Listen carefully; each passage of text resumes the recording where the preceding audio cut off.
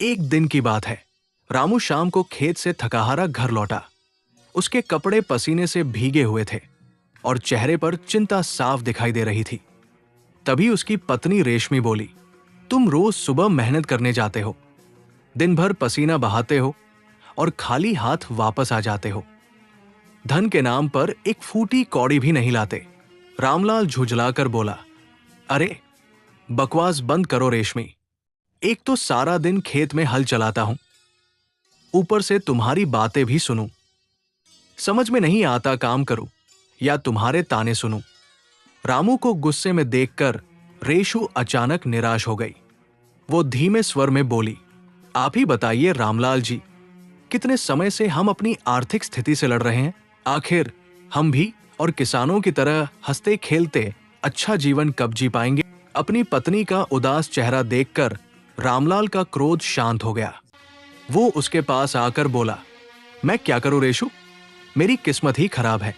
जब जब मैं मेहनत करता हूं और सोचता हूं कि इस बार फसल अच्छी होगी, तब तब कुछ न कुछ ऐसा हो जाता है कि सारी फसल बर्बाद हो जाती है।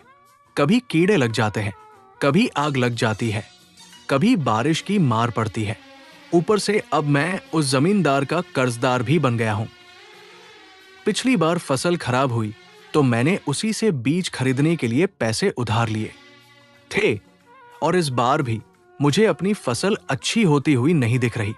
रेशु बोली, सारा दोष तुम्हारी जमीन में ही है, वरना और किसानों की फसल अच्छी क्यों होती है। तुम्हारी फसल पर ही कोई न कोई आफत क्यों आ जाती है। कुछ भी हो, लेकिन मुझे विश्वास है कि एक ना एक दिन समय जरूर बदलेगा। इतना कहकर रामलाल अपने खेत की ओर चला गया। तेज धूप में वो पूरी मेहनत से हल चलाने लगा। तभी वहां जमींदार अपने साथी जय के साथ आ पहुंचा। जमींदार गरज कर बोला, रामलाल, हल चलाना बंद कर दे। सबसे पहले मेरा वह धन चुका जो तूने कुछ महीने पहले मुझसे कर्ज लिया था। रामलाल विनम्रता से बोला, जमींदार साहब, आप भरोसा रखिए, मैं आपका कर्ज बहुत जल्द लौटा दूंगा। जमींदार कठोर स्वर में बोला, अब मैं तुम्हें और समय नहीं दे सकता। मुझे पूरा धन तुरंत चाहिए, वो भी ब्याज सहित। रामलाल बोला, आप देख ही रहे हैं, मैं इस समय खेत में मेहनत कर रहा हूं। बस कुछ दिनों की बात है, फसल आ जाएगी, मैं फसल बेचकर आपका कर्ज चुका दूंगा। जय हंसते हुए बोला, रामलाल, तुम्हारा यह सपना सपना ही रहेगा। जब भी तुम फसल लगाते हो, कभी कीड़े लग जाते हैं, कभी आग लग जाती है, कभी बारिश सब बर्बाद कर देती है। सच्चाई यह है कि तुम्हारी किस्मत में किसान बनना लिखा ही नहीं है, इसलिए हमारा समय बर्बाद मत करो।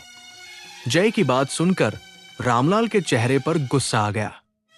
बकवास बंद करो जय, अगर तुम जमींदार के नौकर हो तो नौकर बनकर रहो, मुझसे ज्यादा जुबान लड़ाने की जरूरत नहीं है। जय मुस्कुराते हुए बोला, याद है जब तुमने बीज खरीदने के लिए कर्ज लिया था, तब हमने तुमसे एक कागज पर अंगूठा लगवाया था। रामलाल बोला, हाँ याद है। जय ने कहा, समझ लो उस कागज पर तुम्हारी जमीन जमींदार के नाम हो चुकी है, अब से इस खेत का मालिक वही है। यह सुनकर रामलाल क्रोध से भर उठा, ये तो सरासर अन्याय है। छोटे से कर्ज के बदले तुम मेरा खेत नहीं छीन सकते। जमींदार ने आदेश दिया, जय बहुत हो गया, इसे इसके ही खेत से बाहर निकाल दो। जय ने रामलाल को उसके ही खेत से धक्का देकर बाहर निकाल दिया। रामलाल उदास और अपमानित होकर घर लौट आया। उसकी आंखों में गुस्सा और अपमान की आग जल रही थी। रेशु ने चिंतित होकर पूछा, क्या हुआ, आपका चेहरा इतना उदास क्यों है और आप आज समय से पहले खेत से वापस कैसे आ गए। रामलाल ने भारी आवाज में कहा, रेशु, आज जमींदार ने मेरे साथ धोखा किया है। उसने मेरा खेत मुझसे छीन लिया।